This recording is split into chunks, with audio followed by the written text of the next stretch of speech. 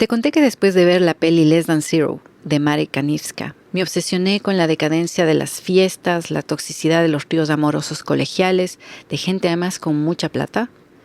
Y ahora he tenido unos 12 o 13 años. Alguien me prestó un VHS. La peli está centrada en la vida de 3 personajes. Julian, protagonizado por Robert Downey Jr., un joven guapo, inteligente y encantador que está a punto de tocar fondo. Su mejor amigo del colegio es Clay, Andrew McCarthy, un chico más bien formal que usa camisas abotonadas hasta casi el cuello y corbatas delgadas con un look muy de la época. Clay se va a una universidad dejando atrás a su novia, Blair, protagonizada por Jamie Gertz. La man es la típica chica guapa y superficialona que todos quieren levantarse. Clay regresa de vacaciones por Thanksgiving y descubre en la cama a su pana y a su ex.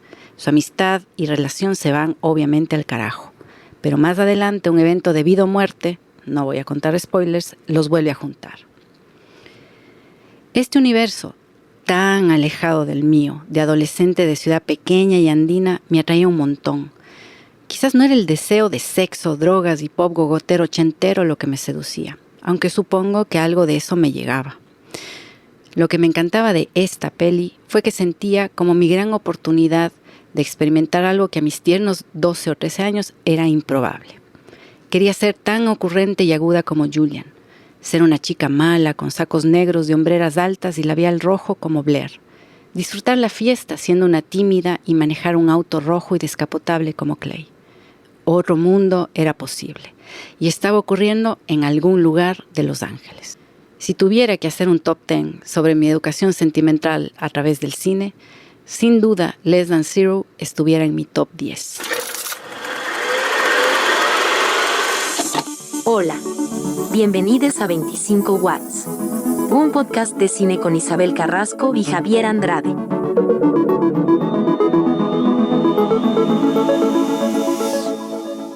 Hola Javier Andrés, al fin estrenamos el primer programa de 25 Watts. Parece que eso de burocracia mata utopía. No se va a cumplir en este caso, ¿o sí? Si alguien me escucha, por favor, mande un mensajito que necesitamos subir evidencias. Hola María Isabel. A ver, dice aquí, ¿el cine es solo cine o puede que sus historias y estéticas influyan en nosotros de maneras hasta insospechadas? Las películas nos moldean más allá de una influencia concreta y puntual que puede ejercer una determinada película. Los seres humanos estamos construidos por relatos. En este programa y en este podcast en general hablaremos sobre los mapas afectivos que se construyen a través del cine. Tal vez vale decir hola, tal vez vale decir gracias por escucharnos, a los que nos escuchan, y de qué queremos hablar, qué es 25 Watts. Tal vez vale la pena pensar lo que queremos hacer con esto. Creo que es establecer una línea de conversación entre nosotros y nuestros invitados sobre cinefilia, sobre el cine, sobre por qué a alguien se le ocurre la idea de darle la vuelta al mundo a través del cine, de dedicar su vida al cine.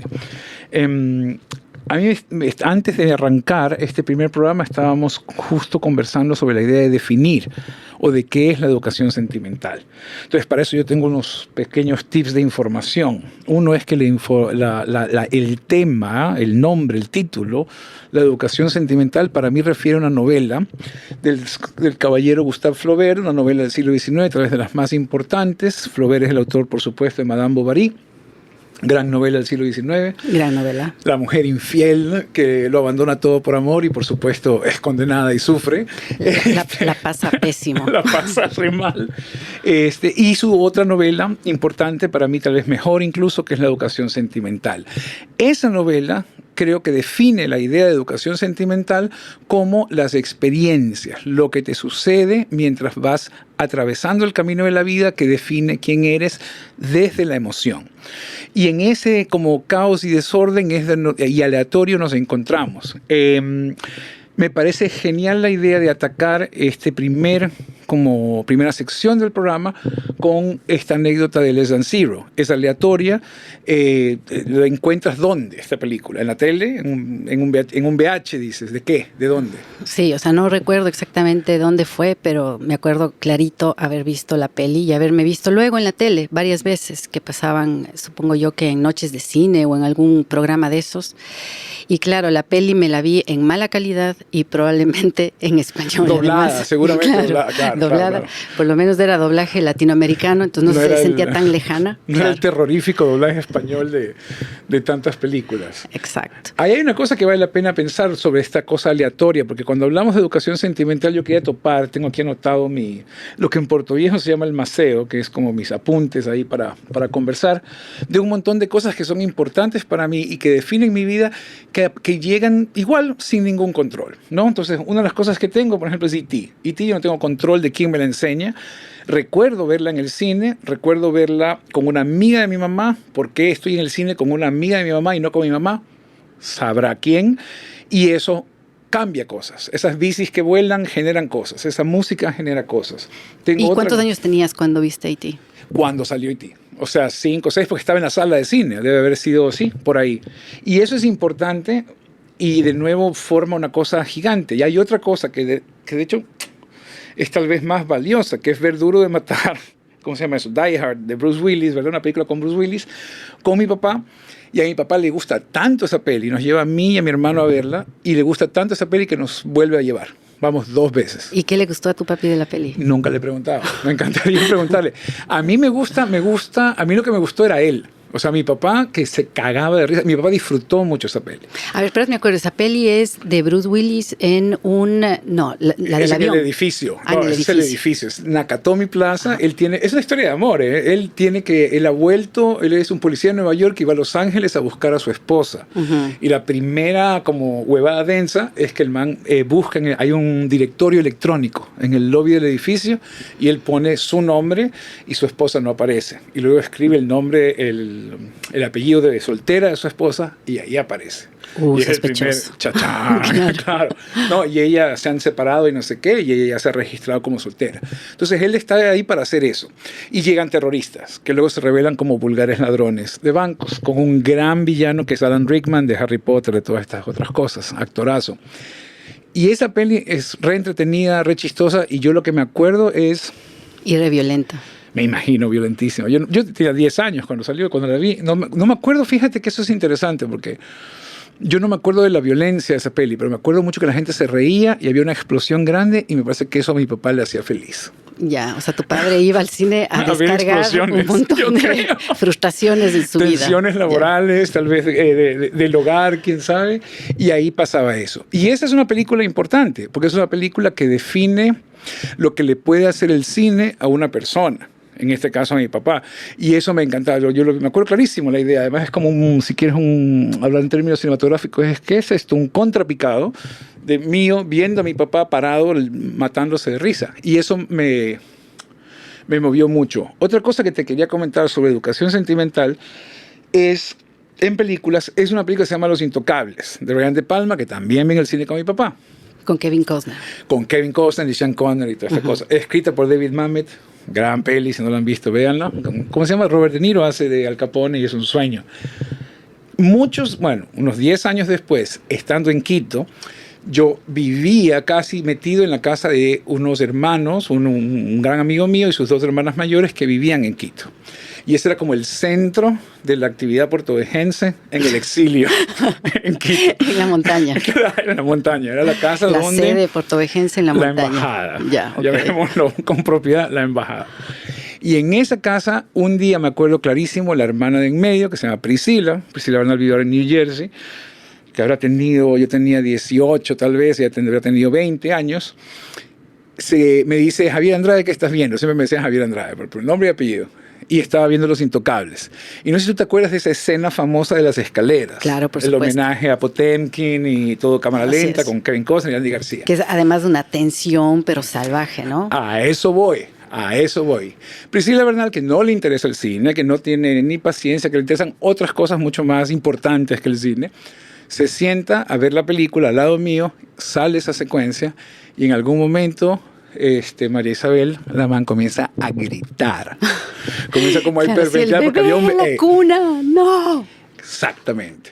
Y es como otro ejemplo que en mis apuntes está de la fuerza del cine en el otro. Y cómo eso puede, o sea, cómo eso forja una vocación. Entonces sí, luego hay razones más intelectuales, y El perro andaluz, y Pixies, y ver, no sé, pues las cosas de John Cassavetes, Fellini, etc. Pero esas dos cosas, Duro de matar, La cara de mi papá, y la secuencia de las escaleras, de la estación de tren, me parece que es en Chicago, que a la vez es un homenaje a las escaleras de Odessa, de Potemkin, en esta mujer joven, Priscila Bernal, que grita desesperada por la tensión de lo que ve, terminan siendo lo más importante, creo, para mí, a la hora de dedicarme a hacer películas. Bacán, o sea, la reacción de los otros, claro, frente a una escena es lo que te motiva a vos de decir, chuta, wow, qué increíble esta nota. O sea, como lo que me hace considerar que eso puede ser una profesión chévere, pues. O sea, poder generar eso en alguien es como una cosa muy linda. Es decir, si alguien escucha este podcast y se ríe y reacciona y googlea, ¿no? O busca en su teléfono qué son los intocables, etcétera, eso es poderoso y bonito. O sea, hay una cosa de diálogo ahí que me parece valiosa. Y de ley, pero también es como chévere porque del cine también es como que aprendes cosas, ¿no? Que tiene que ver con nuestro tema, ¿no? Hay este texto como bien chévere que escribió el Víctor Arregui, cineasta ecuatoriano de Fuera de Juego y otras películas bien interesantes. Oriundo de Guaranda. Exactamente, y él escribe este texto que habla justamente de cómo él creció en Guaranda y su único escape de alguna manera o algo que le salva la vida es ir al cine los domingos. Y él cuenta que claro que ese era como el espectáculo, ¿no? Después de ir a misa, más o menos lo siguiente que te tocaba hacer era irte al cine. Y en la sala de cine, él me contaba en ese texto que se veían muchísimas películas de Bruce Lee, y además como melodramas de la época de oro mexicana. Entonces él, claro, se pregunta qué tanto esos dos géneros que son absolutamente opuestos influenciaron en él, ¿no es cierto?, para luego construir historias. Y claro, si ya nos ponemos así como detallistas y analizar, capaz que sí hay algo de una mezcla de Bruce Lee con melodrama latinoamericano en el cine de Víctor Arregui. Claro, puede ser, vez, o en su aproximación a las historias que el man cuenta en el cine. Habrá quien se atreva a escribir esa tesis, ciertamente, en el mundo académico, ¿no? Probablemente, de acuerdo. Es que va por ahí, va por una lógica de qué significa el que estas cosas aleatoriamente pasen y te formen. Nosotros cuando nos interesan los mitos, el cine sobre mitos, ¿no? Entonces en el mito de origen uno quiere que el mito de origen sea como el del superhéroe, pues, que tenga su lógica, ¿no? Que haya este gran evento y Superman tiene que salir de Krypton porque va a explotar el planeta, va a la Tierra, etcétera, bla, bla, bla. O, ¿cómo se llama? Peter Parker, ¿no? Lo muerde la araña y esto lanza una gran aventura, etcétera. En la vida real no es tanto así, es un montón de suerte, ¿no? Y es como quien te deja frente a la tele, algo sucede, algo pasa y chao. O quien te oye música. Tengo otro apunte que tiene que ver con la música y vamos a montar al final cuando este episodio esté disponible, verán abajo una serie de links de las cosas que discutimos para su disfrute personal. Estaba pensando un montón en, por ejemplo, hay una cosa que define lo posible para mí, ¿no? Y eso está dentro de una película que se llama The Doors, de Oliver Stone, que no es la música de Doors, aunque me encanta la música de Doors y la descubro viendo esa película. Tenía 13 años, en cambio, en esa es del 91. No tenía que haberla visto porque tenía un montón de referencias a drogas y sexo, y bueno, aquí estamos. Pero no sé si te acuerdas que hay en el soundtrack de esa película está Heroin de Velvet Underground. Heroin de Velvet Underground tiene esta cosa maravillosa para mí, que era una batería muy sencilla, con un tambor de piso, lo que se llama un Goliath, un floor tom, que la toca Maureen Tucker, además una mujer baterista, que era tan sencilla y tan poderosa que yo la podía hacer. Entonces, una de las cosas que yo recuerdo en términos de algo que era posible, era tocar esa canción. Porque era solo ese golpe que luego se embalaba. Y el que sea posible, y el que haya estado en esa película, y el que yo haya visto esa película, que no tenía que haber visto, forma una sensibilidad como musical que de alguna manera me cambia, ¿no? Y eso es un poco lo que nos pasa, es como una suerte de... La vida nos tira cositas, ¿no? Y esas cosas definen quiénes somos. Entonces, claro, no sé, es esa la conversación, creo, y es esa la educación sentimental. De acuerdo, pero también ahora que hablas de la peli de The Doors, que me acuerdo súper bien cuando la vi también, es como que te... Claro, ¿Dónde viste esa peli? Me imagino que en el Teatro Cuenca o en la Casa de la Cultura, allá hace 300 años. Que eran salas de cine en el centro. Que eran teatros, salas de cine súper grandes.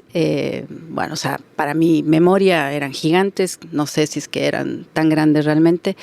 Pero claro, es salir de ver The Doors y querer realmente ser como súper rebelde y querer fumar cigarrillos y, ¿me entiendes? Y ser una persona de una manera particular y vivir la vida como a full y el tema de la música y los excesos y tal. O sea, que el cine también tiene, o sea, las películas tienen como esta nota de, no sé, de inspirarnos o de motivarnos o también de poner en palabras o de ver cosas que uno está sintiendo y que no necesariamente sabe nombrarlas, ¿no? Uh-huh. Y eso es así como vacancísimo. Justo estaba acordándome también que cuando tenía como 18 años había las funciones de cine que eran 2 funciones seguidas, ya que empezaba a las 2:30 de la tarde, terminaba una película, te ibas hasta las 7, 8 de la noche viendo 2 películas. Claro, ¿no? planzazo. Súper plan de ley. Y además era súper plan porque me escapaba de la universidad para ver esas películas. Y me acuerdo cuando vi El amante, ajá, de Jean-Jacques Annaud. Ajá. Y claro, esa película fue para mí una revelación porque no veía muchas películas protagonizadas por mujeres, en donde además la protagonista es como que persigue su deseo, está en búsqueda de... Además, actúa en su deseo, no es seducida, ¿no? Ella como que se permite... Es decir, toma las riendas de la cosa en algún momento, ¿o no? Sí, claro, ella quiere estar con este hombre mayor y que este hombre mayor le enseña un montón de cosas y tal. Y claro, la película se centra muchísimo, porque está basada en un libro de Marguerite Duras, se centra mucho en el tema del erotismo. Ajá. Entonces era como súper loco ver el erotismo de un adolescente teniendo igual 18 años en Cuenca, ¿no? Claro. Que era así como, qué bacán. Y yo me acuerdo... Y esto era en Indochina, ¿no? En lo que luego era Vietnam. Exactamente. Ahí pasa, ¿no? Exactamente. Claro. Es ex colonia francesa. También está el tema del clima.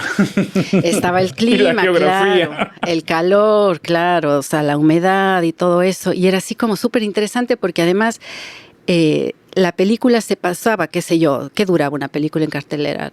3 semanas, 4 algo semanas, así, ¿no es cierto? Sí. Porque no dependía tampoco de cuánta gente iba a ver, sino era como que ya tenían, no sé, una cuota de tiempo más bien. Y me acuerdo que me fui a ver como 2 días o 3 días seguidos y el público eran solo hombres. Ajá. Y era la única mujer. Entonces, caballeros distinguidos disfrutando del cine erótico. Y tú. Claro, taxistas que habían parqueado el taxi afuera, exactamente, afuera, y se iban a ver la película. Entonces, de alguna manera se sentía como que era algo prohibido lo que estaba haciendo, ¿no? Y claro, verte una película además en la sala de cine que te muestra sobre el erotismo y el deseo de un adolescente era para mí súper fuerte, era como vacancísimo. Luego, además era algo que igual estabas atravesando a tu manera, pues, teniendo esa edad y teniendo novios y empezando a... Pero sin tener unos referentes porque no tienes con quién hablar sobre eso. Entonces, desde el cine, la cosa cuencana, si quieres, o desde nuestro origen como ecuatoriano. Pero además, claro, una cosa es hablar con tus amigas de lo que está pasando y otra cosa es ver el deseo, cómo se expresa entre 2 actores. Y las escenas de sexo jamás me las voy a olvidar, o sea, son como... Era re explícita, ¿no? La peli, además. O sea, parecía, no claro. sé, yo no la he visto desde que salió. Yo tampoco. Pero espera, tengo una imagen.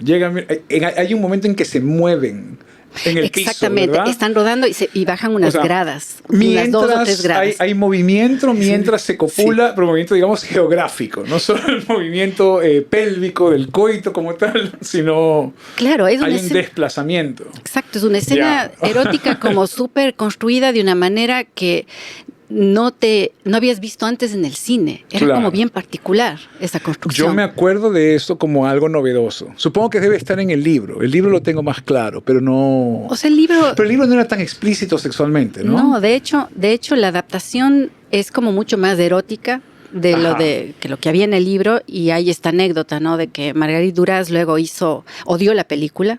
según lo que leí. Eso yo no sabía. Odió la man la peli. E incluso hizo un libro nuevo que se llama El amante de la China del Norte, con apuntes sobre la película. Y alguna vez alguien le preguntó, bueno, ¿y qué pensaba sobre la película, ¿no? Que de cuán fiel piensa ella que es la adaptación. Y ella decía, la película es muy mala. Digamos, el libro que yo hice es un libro más bien para leerte en un aeropuerto. Es un libro super light. Entonces no necesariamente iba a ser una película potente, ¿no? Ajá. Entonces eso también me pareció así como loco. La man odió la película basada en el libro, en donde, claro, quizás también es Francia, ¿no? Ajá. Salamán no intuía que para las adolescentes de esa época del mundo iba a ser la película como súper fuerte, porque una cosa es leerte algo, un texto, y claro, vos vas llenando lo que vas leyendo con tu imaginación y referentes, pero otra cosa es verte la peli. No, claro, no, o sea, la imagen es que vuelve al poder del oficio nuestro, ¿no? De productores, de directores, etcétera, directoras, que es nuestro negocio, es el negocio de la imagen y la fuerza que puede tener la imagen yuxtapuesta con otra, en el nivel más elemental. Pero es interesante, pues estás hablando de una cosa que yo por lo menos discuto todo el tiempo, bueno, en clase y con los amigos y los colegas y, en fin, en la vida, que es el punto de vista narrativo. No sé cuántas películas había en la que la protagonista era una adolescente que tomaba todas estas decisiones y vivía estas aventuras. O sea, básicamente no había. No había. ¿Y es una película de los 80 o del 90? A ver, yo me la vi en los 90s. 90 y, ¿qué habrá sido? 3, 4, no lo sé. Vamos a averiguarlo exactamente en este momento. Averiguarlo. Porque me parece del 1992. Porque me parece como interesante en ese momento entender esas imágenes. Habían cosas igual en Europa ya, yo que sé, el último tango en París, con todos los líos que presenta ahora, pero que eran como míticas. Pero tal vez... O sea, seguramente habían, pero no necesariamente te llegaban acá a la sala de cine. Claro, no, y vuelve a esa idea. Se cruza en tu vida en un momento como fundamental, ¿no? Hay cosas que continúan. Hay una cosa que es linda que tengo anotada por aquí sobre eso, que tiene que ver con que la educación sentimental nunca acaba. Es decir, yo tengo 44 años y sigo enamorándome de cositas. Y quería hablar de hace 20 años más o menos, cuando tenía como 24 o 25, de una película, o de una cineasta más bien, que me llegó mucho, que es Claire Denis, y había una película que se llama Viernes Noche, no sé si la ubicas, si la viste alguna vez. Creo que no. Yo la enseño en clase y me gusta enseñarla porque tengo una relación con esa película muy fuerte. Creo que te va a interesar, si te interesó El amante, que es esta idea del deseo. Es una película... Mira, el argumento es la cosa más sencilla del mundo. Hay esta mujer que está entregando su departamento porque se va a vivir ya con su novio. Entonces está empacando, manda las cosas y luego mete 4 cositas más delicadas en un carro. Y de ahí, me da risa porque el argumento es tan chistoso o tan sencillo, literalmente en la radio, así como la radio de la UARTE o lo que sea, Francisco Estéreo, ahí una comentarista cuenta que hay huelga del servicio de transporte parisino. ¿No? Los franceses, como sabemos que les encanta la huelga. Entonces va a haber pedos de transporte. No hay metro, no hay buses, etc. Y la radio, la man de la radio con una voz encantadora, me acuerdo, le dice a los escuchas: amigo, amiga, sea buen ciudadano y si ve a alguien en la calle, dele un aventón. ¿Ya? Ajá, vacancísimo. Ese es el arranque, ¿cómo se llama? El incidente instigador en el mundo del guión. Pasan unos minuticos y ella está en un trancón de tráfico, evidentemente, y se mete a su carro, nada más y nada menos que Vincent Landon, actor guapísimo, francés, que fuma y tiene pelo en el pecho, etc. Increíble, le amé en Titán. El papá de Titán. Increíble. Una gran película sobre la paternidad. Hablaremos de eso también en algún momento. Y Vincent Landon se sube, te cruzan unas miradas, conversan, luego se baja, medio enojado, no recuerdo bien por qué. Ella como que busca o deambula por las calles de París cuando pasa el trancón, lo encuentra, lo vuelve a ver en un bar, entra al bar, se toman un café juntos. Él le dice que en algún momento como que le dice: ¿quieres hacer algo, dar una vuelta? Ella dice que sí. Él baja, compra un preservativo. Ella baja, se da cuenta que él ha comprado un preservativo de la forma más cinematográfica del mundo. Se peina, se arregla, se va con él, se besa, se van a un hotel, o sea, tienen una affair de una noche. Amanece, ella coge el auto y se va. Vacancísimo. Gran aventura en tiempos de crisis política. La gran aventura en crisis política, crisis existencial y tal vez esa infidelidad que uno necesita antes de lanzarse al compromiso. A mí me parece una cosa increíble. Y la razón por que la quiero traer a colación, y habrá un link al tráiler de esta peli, es que en mi educación sentimental era la primera vez que yo decía, así filma una mujer, o sea, así filma el género opuesto. O sea, el punto de vista narrativo, absolutamente desde la sensibilidad de la mujer y desde la mirada de la mujer. Entonces, lo que te estoy contando como argumento, lo cuenta momento a momento en 90 minutos, 100 minutos de tiempo fílmico. Cada mirada, cada gesto, cada cosita es una cosa que estamos generalizando obviamente, pero creo que un hombre hubiera filmado en 25 minutos. Ella lo filma en 100. Y ahí yo me enamoro, y todavía sigo enamorado, de Claire Denis y de Agnès Godard, que es su fotógrafa de siempre, o de casi siempre, porque me enseñan a ver el mundo desde otro ángulo. Y me enseñan que eso puede ser una película. Yo hasta ese momento creo, de verdad, hace 20 años exactamente, no entendía que eso podía ser el cine. Claro, y eso es vacancísimo porque, claro, no solamente es que eso podría ser el cine, sino esa diversidad o esa otra mirada es como que te hace entender que otro mundo existe y cómo ese otro mundo se expresa y de alguna forma te devuelve. Absolutamente. ¿Me entiendes? O sea, probablemente si es que yo hubiera visto esa película de la que me estás hablando a los 18 años, capaz que hubiera salido en busca de una aventura así y hubiera esperado que llegue un Vincent Landon también en las mismas, ¿me entiendes? Claro, claro. O sea, eso es lo vacancísimo de ver estas películas o de buscar películas que hablen desde otros lugares. Eso es como algo el absorber, ¿no? el punto de vista del otro. O sea, la otredad es una cosa como súper importante y entenderse uno como parte de ese otro y no como centro del universo. El cine, la cultura en general, pero en nuestro caso creo que el cine es lo que marca eso. Igual yo tenía aquí un apunte porque leí esta cosa de Less Than Zero tuya y pensaba que igual eso tiene una influencia directa en Gafas Amarillas, que es una película que tú escribiste. Mira, me dices de eso. Hay una conexión ahí de 20 años. Claro, pero una conexión absolutamente inconsciente. Nunca hubo una conversación de Less Than Zero puede ser una influencia en esto. Jamás, porque además, fíjate que Less Than Zero es, o sea, es una peli, digamos, es una que peli cinematográficamente, mala, ¿no? claro, es floja, ¿no?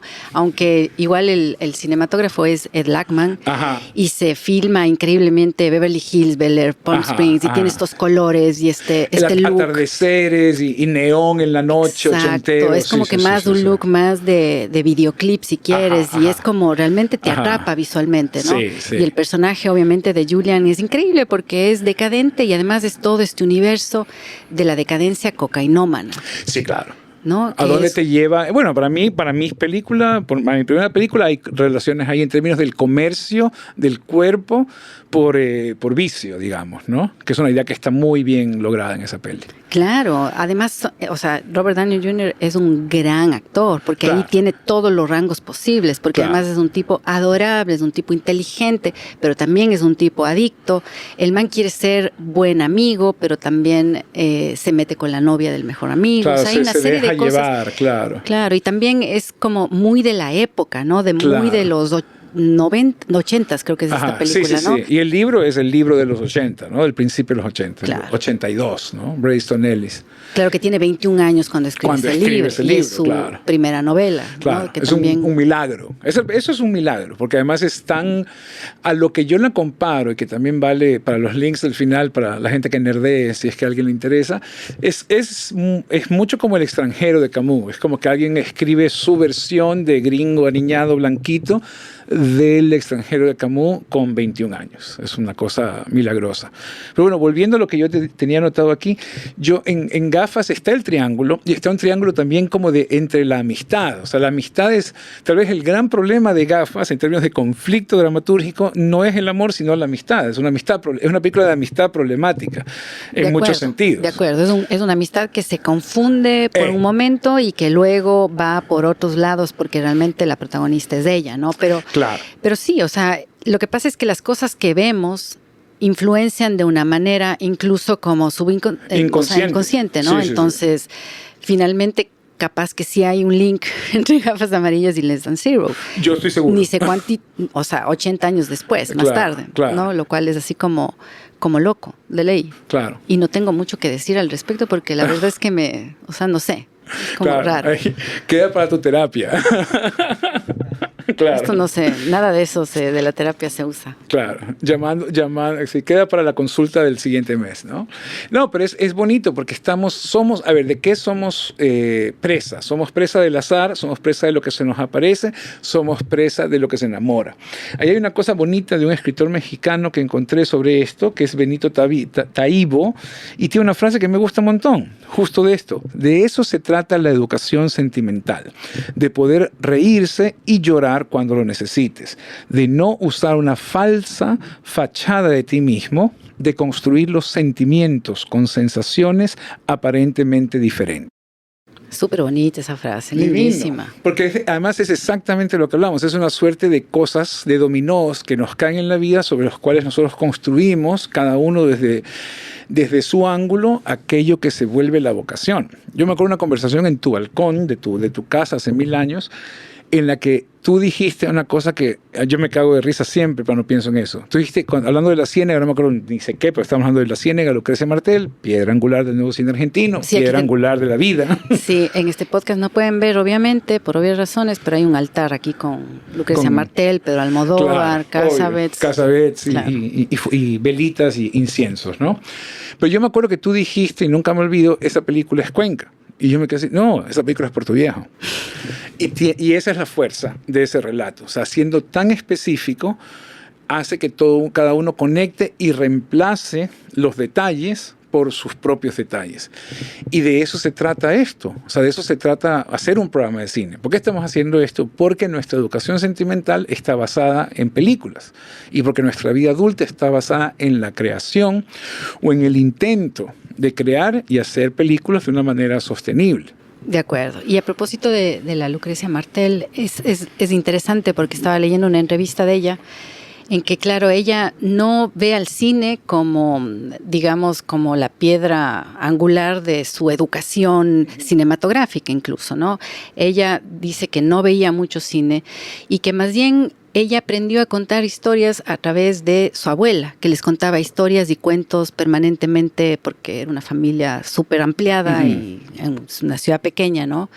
Y esto también me parece loco, ¿no? Porque ella, claro, agarra la educación sentimental enseñada por su abuela a través de los cuentos que le contaba y eso hace que ella quiera reflejar ese mundo luego en el cine, ¿no? Y por eso es que su cine quizás es como tan auténtico y tan real y tan como de ciudad pequeña andina, ¿no? Y dependiente de sonido, dependiente de narración oral mientras pasan otras cosas en la imagen. Es interesante porque yo sí, ahora que lo dices me hace un montón de sentido porque si ves cosas como La mujer sin cabeza, por ejemplo, el rango de visión de la propuesta fotográfica de La mujer sin cabeza es bastante limitado. El rango sonoro de esa película es donde está la gran paleta o los, digamos, llamemos los planos generales, los planos de establecimiento, la geografía real de esa película está en el sonido y tiene que ver, yo me imagino, con esta idea de escucho esto tan cercano, tan íntimo que dispara todas estas ideas y veo otras cosas. Claro, o sea, yo me imagino las noches en las que la abuela de Lucrecia Martel está contando los cuentos y me imagino que es esta abuela que además hace voces, que pone énfasis en palabras, en frases y tal, y eso como que a la man le dispara las ganas de contar a través de imágenes. Claro, lo que articula, ¿no?, la imaginación. Hay una cosa ahí que me lleva aquí a es bueno tener estos apuntes aquí, porque complementando un poco lo que dices de Less Than Zero, que vamos, es una película de nuevo vilipendiada, incluso repudiada por el mismo Bryce Easton Ellis, dice que es una adaptación pésima de su trabajo, etc. Mi educación sentimental igual se refiere a un montón de pelis que tal vez no son buenas y que en mi cabeza son increíbles, que no quiero ver de nuevo. Una de esas, por ejemplo, es El Padrino parte 3, que se supone que es un desastre, etcétera, etcétera. Mi recuerdo es la cosa más increíble del mundo. ¿Pero qué era lo que te gustaba? La experiencia, que yo no había visto ni la 1 ni la 2. Y mi padre, que es un enfermo mental, coge a toda la familia, porque no había cine en Puerto Viejo, esto es el 90, y nos trae a Guayaquil. Los cines estaban cerrados en Puerto Viejo, y él nos trae a Guayaquil a ver El Padrino 3, a todos al cine. Me mete a mí, que tengo como 12, mi hermano ha tenido 9, mi hermana 8. Ahora lo entiendo todo. Exactamente, una familia particular. Eso dice mucho. Claro, y nos mete a ver al cine. No, y mi recuerdo es que yo estaba sentado al lado de mi mamá. Y si tú has visto El Padrino 3, y los que la han visto sabrán lo que quiero decir, la película está tanto en diálogo, está en un diálogo constante con las dos anteriores, que realmente no puedes entender lo que pasa.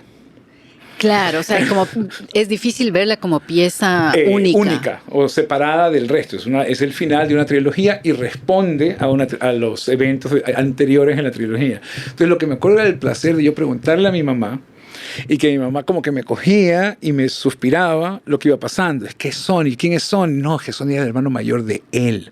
Y era súper peleón. Era así como tu tío no sé cuántos, que era medio no sé qué. Y yo, ya entendí. Y entonces el comentario de mi mamá, tratando de contarme en tiempo real El Padrino 3, es la cosa más linda que me acuerdo. Y tiene que ver con el cine.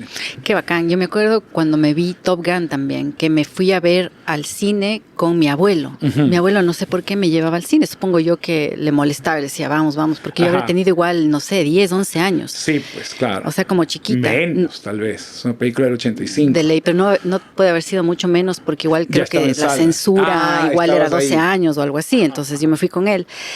Y esa peli yo me acuerdo que influyó un montón en la moda de la época. Ajá. ¿No? La gente empezó a usar las gafas Ray-Ban. No son las Wayfair. Las Aviator, pues son las de aviador. Claro, exacto. No? Y a cortarse el pelo chiquito. Más tarde... me acuerdo que tenía un novio y este novio estaba totalmente obsesionado con ser piloto. Ajá, obvio. Claro, obviamente. Tom Cruise había plantado un camino a seguir. Exacto, o sea, no tenía el look de Tom Cruise, pero ya intuía que si es que era piloto iba a conseguir las cosas de Tom Cruise. Una chompa con parche. Por poco, claro. casi, de ley. Entonces era así como eso, ¿no? En una ciudad chica, como que puedes ver esas influencias de cuando llegan películas que marcan un montón. También, claro, ¿no? Las tendencias, las modas, cómo se viste la gente. Me acuerdo esa película, espérate, ¿cómo se llamaba la película esta que cantaban? ¿Cómo se llama esta película que hay la canción de Chayanne? ¿Qué canción de Chayanne? No, pero Salsa, no. ¿Salsa? Había una película de Salsa con Robbie Draco Rosa. Ya, él era la estrella. Que fue un fenómeno. Bueno, yo me mandé a hacer... con una falda igual así como la man de una falda blanca. Claro, pero yo tenía una azul que tenía como pliegues blancos y el chiste era en las fiestas bailar moviendo la falda. Porque era como esta cosa que el paso de la película. Exactamente. Claro. O por ejemplo otra peli también, Dirty Dancing. Ajá, increíble Dirty Dancing, gran peli. Gran peli, que también es desde el deseo de una chica buenita que está queriendo explorar otros horizontes. Ella se llama Baby. Claro, exacto. Perfecto. Y Patrick Swayze, o sea, es bombón que está así como con poca ropa, que baila increíblemente bien, que incluso fíjate que para la época... el man súper valiente, digamos, porque el man está súper conectado con su cuerpo, se mueve súper bien y es un galán, pero no es un galán macho es un galán alfa. Sensible, pues es un galán que baila y que le ayuda a su exnovia o amiga Había a abortar. Una cosa con un aborto. Exactamente. Eso. Hay una que yo no lo entendía. Yo era así como, ¿qué está pasando? En los ¿Qué onda? 50s o 40s, no están bien, es de época. Pues, pero no 50s, la peli creo que es 60s ya, o 70s. Sí, 60s. 60 debe ser. Por los autos, me parece. Entonces, esa era la película también erótica para nosotras, mis amigas y yo. Nos reuníamos a ver esa película y nos parecía así como wow. Y además era así como... ¿cómo vamos a encontrar un man así que baile así? Porque luego te ibas a la fiesta y todos bailaban, claro, mujeres y hombres en fila, ¿no? Entonces era así como una desconexión total. ¿Dónde está Patrick? ¿Cómo encuentro a Patrick? ¿Cómo bailamos bien con estos manes, no? Entonces, ese tipo de, digamos, de películas de esa época, o será la edad en la que uno ve esas películas, te influencian un montón y quieres de alguna manera vivir lo que estás viendo en la pantalla, ¿no? Te dicen lo que es el amor, yo creo. O te dan una primera impresión de lo que es el amor porque no lo entiendes. Porque estás también tratando de descubrirlo, de descubrirte tú, de descubrir la sexualidad sin ayuda, de descubrir como los afectos, lo que ahora llaman la responsabilidad afectiva. Son un montón de cosas totalmente nuevas para las que uno no está preparado para enfrentar. Y el cine se vuelve, quieras o no, eso, una manera de de encontrarlo. Es interesante. Yo me acuerdo de ver Dirty Dancing con una prima en Fort Lauderdale, en un paseo, y la vi con ella y con una amiga de ella. Y ellas tenían como 14 años, tenían como 10. Y vos qué decías, y ahora, ¿cómo me desueldo la cadera para bailar así? No, y para mí era como esta cosa increíble en que mi prima, que tiene 14, que es medio gringa y no sé qué, me lleva a la casa de la otra amiga gringa, no sé qué, a ver Dirty Dancing. Lo que yo me acuerdo es que no sentir que era nada tan erótico ni nada. Me aburrió un poco, la verdad. O sea, no era... Sí, lo que pasa es que también era el erotismo que había en esa época, ¿no? Era como muy como uno lo el gusto entendía y tal. a esa edad, ¿no? Claro, O sea, que era bailar pegado, básicamente. O sea, ¿quién bailaba pegado en esa época? Máximo bailabas Claro. bolero, pero medio alejado Claro, también. aquí había ¿no? acción de cadera con cadera, ¿no? Y Una también, cosa. claro, en esa película es bacán porque ella se empieza a llevar con los sirvientes, digamos, del Ajá. lugar. Hay una transgresión Entonces, social. claro, o sea, como Ajá. una cosa de clase, es decir, Claro. la clase a la que yo pertenezco es mega aburrida, o sea, Claro. todos son iguales, todos hablan igual, se peinan igual y tal. En este otro lugar están pasando cosas como súper Claro, interesantes. se celebra lo diferente y se lo juzga de otra manera y se baila más chévere. Y la man de alguna, claro, se baila mucho más bacán. Se baila pegado. Además, la canción del final, o sea, el show que arman y la canción Ajá. del final es buenísima. Pues Y porque los ensayan gringos. este salto. Es que los gringos son unos genios para eso. Claro, o sea, el ensayo del baile En el río, ¿no? en el lago En el lago, es una claro, cosa increíble. claro. Pues Eso lo porque la man recuerdo. falla hasta que Eso lo finalmente él la recuerdo. logra levantar y es así como wow, ahora sí, porque la man además es mega tiesa, pues, o sea, Claro, empieza, pues. o sea, la man no puede bailar bien, es como que no ella tiene tiene que ritmo. aprender, pues, claro. Exactamente. Claro. Baby. Y ahí está, ay, ¿cómo se llama? Nobody puts baby in the corner. Eso es lo que dice el man al final. Chuta, no me Y acuerdo, como que pero la saca, es que él la va a sí. buscar, no me acuerdo, ahorita me vino clarísimo esa frase y es como lo más épico, porque todo el mundo quiere que a ella nadie la ve. Y él la ve. O sea, y eso es divino. Claro, porque además de ella es como que va a vivir esta vida parecida a la de su madre, a la de su tía, Ajá, ¿no? tiene un destino marcado ya. marcado. Claro, entonces el encuentro con este otro mundo hace que la man cambie totalmente su ruta de vida, Claro. su camino, y eso es vacancísimo. Bueno, o sea, ¿qué te va a inspirar más en la vida que la rebeldía? Pues? O sea, que no ser lo que te dicen que debe ser.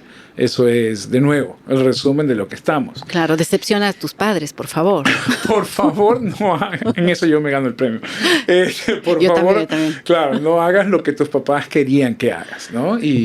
Pero eso es, ¿no? O sea, hay una cosa que es lindísima sobre esto y que tal vez es interesante para ir como cerrando la conversación, que es esta idea de en Todos son mi madre está un personaje el personaje del Agrado, yo nunca me olvido del Agrado, este personaje transexual épico, clásico del cine. Increíble.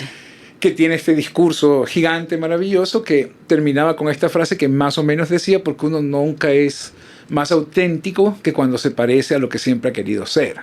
O lo que, claro, lo que ¿No? siempre, lo que sueñas. O lo que siempre ha soñado ser. De ti mismo. Entonces, Ajá. ella se ha convertido en esto, porque es un gran monólogo, la actriz es una locura, sobre cuánto ha costado las tetas, los labios, las costillas que se ha sacado, etcétera, para ser lo que es. ¿Y qué más va a ser la educación sentimental que eso? Esta serie de coincidencias, de experiencias divinas, cada uno de experiencias de vida, perdón, que cada uno tiene, que terminan formando su destino, ¿no? Y en eso yo creo que es la razón por la cual estamos sentados aquí, porque decidimos perseguir cada uno a su manera un destino y que queremos dialogar sobre ese destino que es el mundo del cine desde Latinoamérica y desde nuestra posición en el Ecuador. Entonces, es como interesante que hayamos escogido esto. Bueno, realmente creo que fue idea tuya empezar con este concepto de la educación sentimental, porque tal vez debe ser como la guía de todo lo que vaya a pasar en este podcast, ¿no? Todo el viaje del podcast debería estar influenciado por eso, por una suerte de emoción y de alguna forma de agradecimiento a algo que nos dio como un sentido. De acuerdo, y también como ser mejores espectadores, ¿no? O sea, ser espectadores de eso, también absorber algo y devolver de alguna manera ese algo que ves, ¿no? A través de hacer películas, de escribir guiones, pero también de, no sé, de tener otra actitud ante la vida, o sea, tener un diálogo, yo creo que, mira, el sano cuestionamiento al orden establecido siempre es bueno. Eso y la experiencia psicodélica son siempre buenas. Eso podría ser como, claro, otra línea. Las películas sobre drogas, que bueno, Less Than Zero es eso, fíjate. Yo creo que sí. Pero sí, lo que pasa es que es muy heavy. Todo lo que vive Julian es como muy fuerte. Claro. Para mí era como casi que no lo podía poner en palabras, porque era algo que no lo había visto. Se prostituía, pues, terminaba prostituyéndose con hombres. Claro. Que eso, de nuevo, para una persona de 10, 11 años es... Yo me acuerdo que me tomó un tiempo entender, porque había una escena en la que él estaba, me parece que le está haciendo sexo oral a un man, y entra Clay e interrumpe como el acto, ahora que tengo la imagen ahí, y eso para mí, casi que a un nivel, si quieres, anatómico, era como re complicado en ese momento. Eso es lo que está pasando.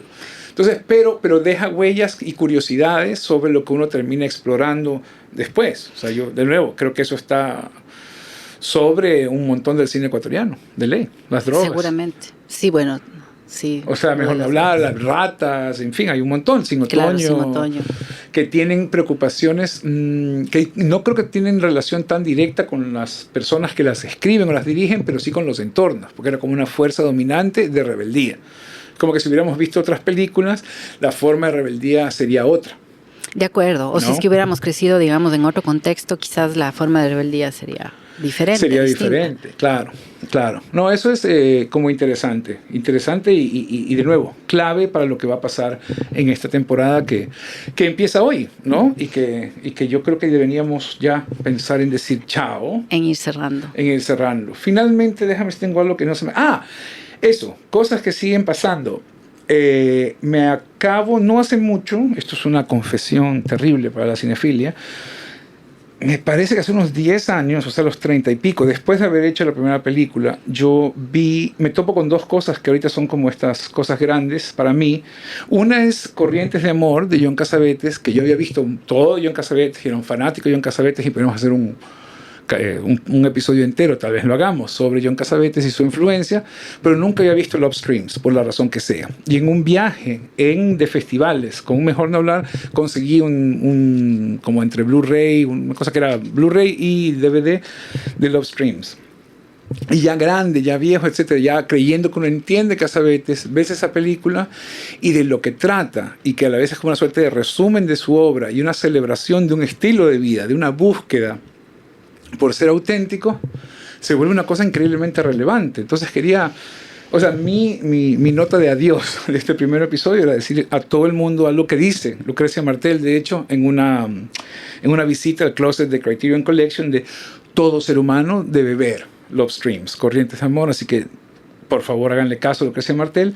Y la otra cosa es, ya de nuevo de grande, yo he encontrado un autor argentino que se llama César Aira, y César Aira es como un surrealista, un escritor surrealista argentino que ha escrito como 102, 103 novelas, todas cortitas, está vivo y sigue produciendo, y sus novelas me decepcionan un montón, ¿eh? No todas son buenas. Yo leí unas 15, 20 de él, no las 100, pero es tan original y tan entretenido, y es como una imaginación no contenida, pero por nada ni nadie. Es David Lynch. O sea, como una estructura súper libre. Libre, surrealista puro, ¿no? Y que cambia y navega, y a veces le pega y a veces no. No le pega muchas veces porque, a mí me encanta esto porque es chistoso de experimentar, siento que se aburre. Tú lees y llegando al final sientes que ya se aburrió. O sea, como que el man dijo, ¿cómo termino? Sí, con esto, y al final la página. Y llegaron los brujos y se llevaron al protagonista. O sea, literalmente se aburre porque tiene mucho que escribir. Pero es tan bonito ese código de ética, de querer producir mucho e ir muy lejos, que son como, si uno se atreve a decir recomendaciones, pues las digo. John Cassavetes y César Aira, buenos compañeros recientes. Y bueno, Claire Denis, que en el Ecuador, por lo menos, no sé si en Latinoamérica, pero en el Ecuador nadie la ve y tiene que verla mucha gente. Es una genia contemporánea del cine. Históricamente, eso, de lo mejor. La mejor cineasta viva, Claire Denis. Bueno, yo creo que es Lucrecia Martel, pero eso sería otro podcast y podríamos sacar los guantes de box también. Bueno, que claro, esté ahí con guantes. Pero sí, o sea, como ver cine es como básico y lindo, y además, digamos, la cuña que voy a decir es importante. También está la sala de cine del Manzana 14, en donde se están proyectando películas. Hay una programación interesante, hay un cineclub, los profes también estamos programando. Entonces, para quienes escuchen, dense una vuelta, revisen la cartelera, porque hay cosas que se están pasando que son bien chéveres y que quizás tampoco hay otros espacios en los cuales ver. Y ver una película también en una sala de cine con otra gente es una experiencia particular y es como súper linda, ¿no? Es el espacio absorbente y maravilloso, es el tamaño de la sala, de dónde sale el sonido y el estar en un cuarto oscuro con extraños. Sí, y salir y verte a los ojos con esos extraños, decir, bueno, vivimos una experiencia. Exacto. Con los que nos pasó algo, juntos. Buenísimo. Eso. Ok, gracias por escucharnos. Creo que esto sería el primer episodio de 25 Watts. Yo soy Javier Andrade, estoy con Isabel Carrasco y nos vemos la próxima semana. Chao. 25 Watts.